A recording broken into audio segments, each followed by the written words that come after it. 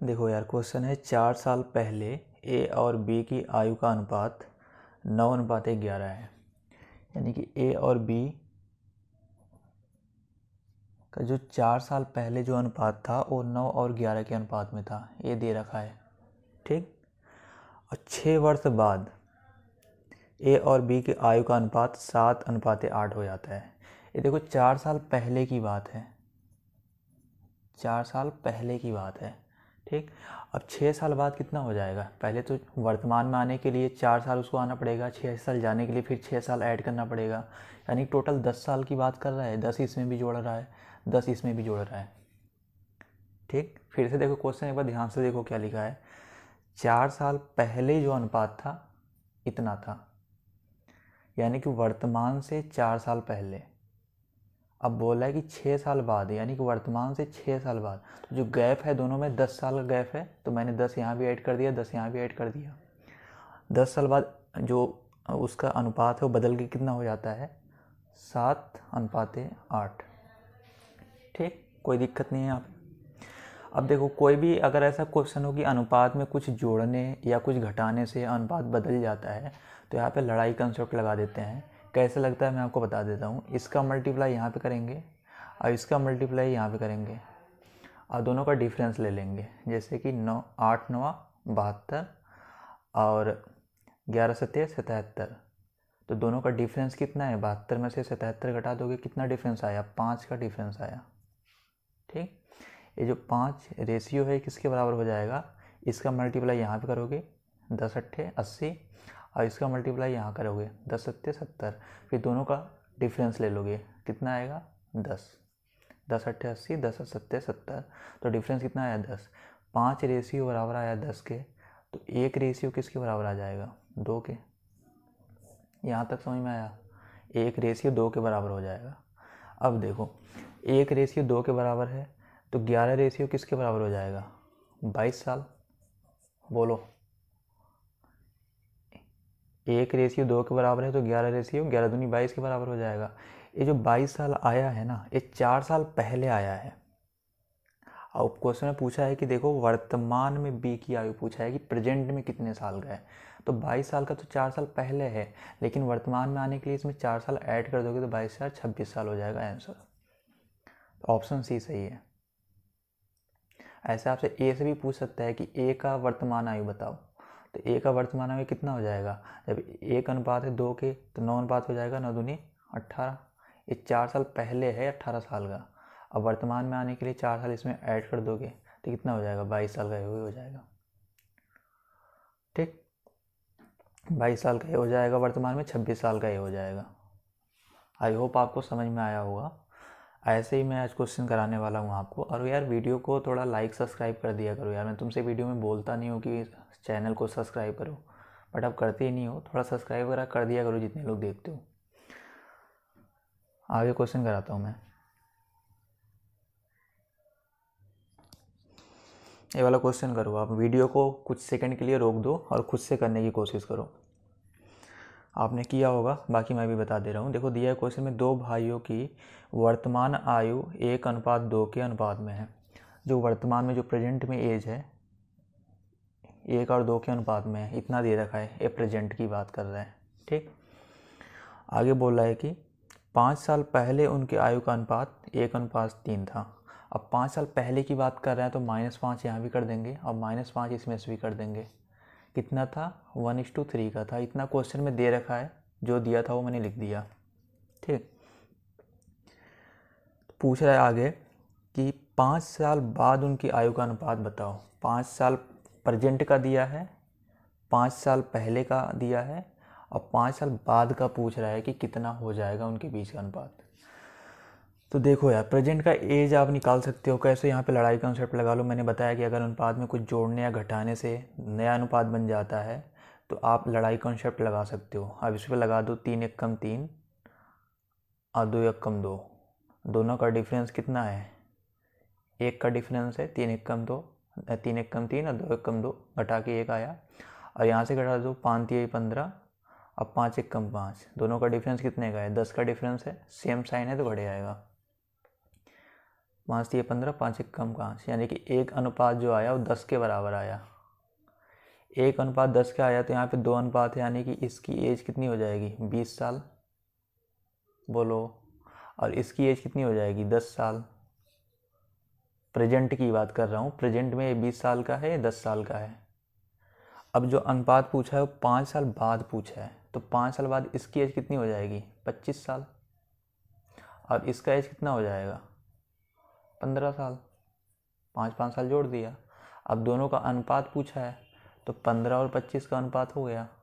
इसको काट दो यार, 5 से 15, 5 5 25, आंसर कितना आया 3:5। ठीक। तो लड़ाई का इंस्टीट्यूट बहुत ही खतरनाक चीज़ है, बहुत ही बढ़िया चीज़ है। इसको आप एक बार सीख लोगे ना तो मज़ा आएगा आपको क्वेश्चन करने में। सेम साइन होता है तो हमेशा घटे आता है, और अपोजिट साइन होगा तो हमेशा जुड़ जाएगा। ठीक, चलते हैं अगले क्वेश्चन पे।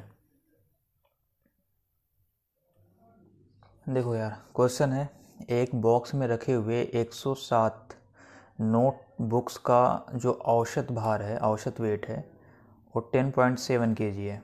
यानी कि कोई बॉक्स है, कोई ऐसे बॉक्स होगा, उसमें ढेर सारी बुक रखी हुई हैं। ठीक है, ढेर सारी बुक रखी गई होंगी।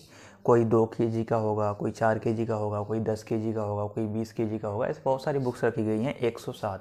लेकिन जो एवरेज निकल के आ रहा है ना, वो कितना निकल के आ रहा है 10.7 kg। 10.7 kg एवरेज निकल के आ रहा है कि लगभग सारे इतने kg के पड़ रहे हैं। ठीक है। अब आगे क्वेश्चन में दे रखा है कि इसमें एक बुक्स और ऐड किया गया है, इसमें एक बुक्स और डाल दिया गया, जिसकी वजह से क्या हो रहा है कि जो एवरेज वेट है वो 10.8 हो गया। अब बताओ 10.7 से 10.8 हो गया, मतलब हर किताब का वेट उसने 0.1 बढ़ा दिया। ये आपको समझ में आ रहा है कि हर किताब का वेट उसने 10.7 kg एवरेज वेट था, 10.8 हो गया, यानी हर किताब को उसने 0.1 बढ़ा दिया। कितने किताब थे 107 किताब थे टोटल पहले, उसमें से 0.1 सबको इसने दे दिया। भाई 0.1 kg तू भी रख ले, 0.1 kg तू भी रख ले, सबको दे दिया उसने। यानी कि कितने केजी इसने बांट दिए 10.7 kg इतने बांट दिए लोगों को। कितना, इतना वेट तो तुम रख लो, जिसकी वजह से उनका वेट बढ़ गया। और खुद 10.8 रख के बैठा हुआ है, क्योंकि ओवरऑल जो एवरेज आया है 10.8 का आया है। तो खुद 10.8 kg रख के बैठा है और 10.7 बांट दिया। तो टोटल कितना kg का रहा होगा वो, तो इसको ऐड कर दो यार, 8 7 15, और यहाँ पे 1 और यहाँ हो गया 2, 21.5 kg। तो ऑप्शन ए आपका सही है। ठीक, समझ में आया आपको। देखो यार, ठीक है, आपने फार्मूला वगैरह पढ़ रखा होगा कि फार्मूला से करेंगे हम, तो उससे करे ऑफ की अच्छा है। लेकिन मुझे नहीं लगता कि यहाँ भी फार्मूला की कोई यूज़ है, क्योंकि इसको तो आप बेसिक थिंग से लगा सकते हो सोच करके भी। ठीक है।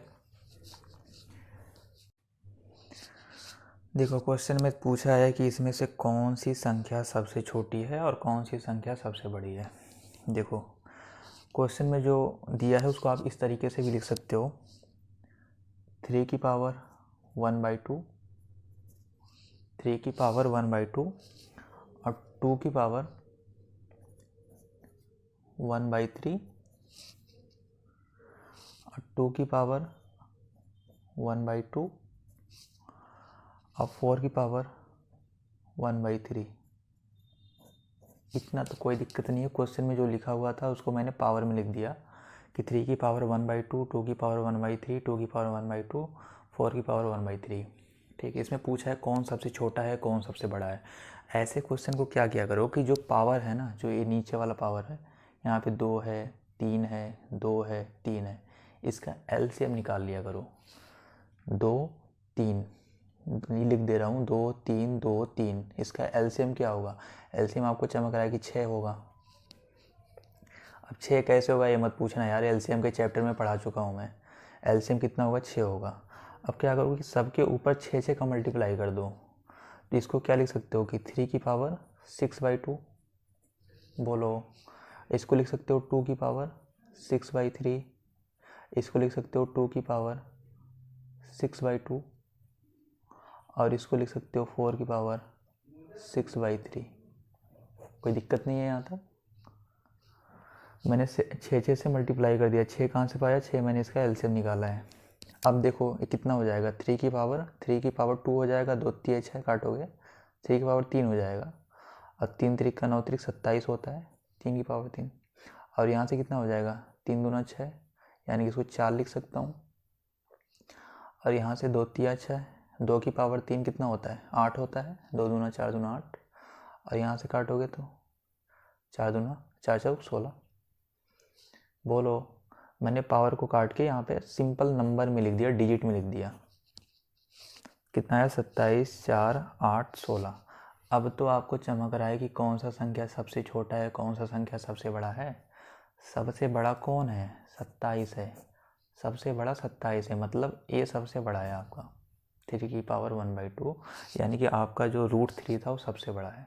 और सबसे छोटा पूछ लूँ तो आपका ये सबसे छोटा है, यानी कि ए वाला सबसे छोटा है।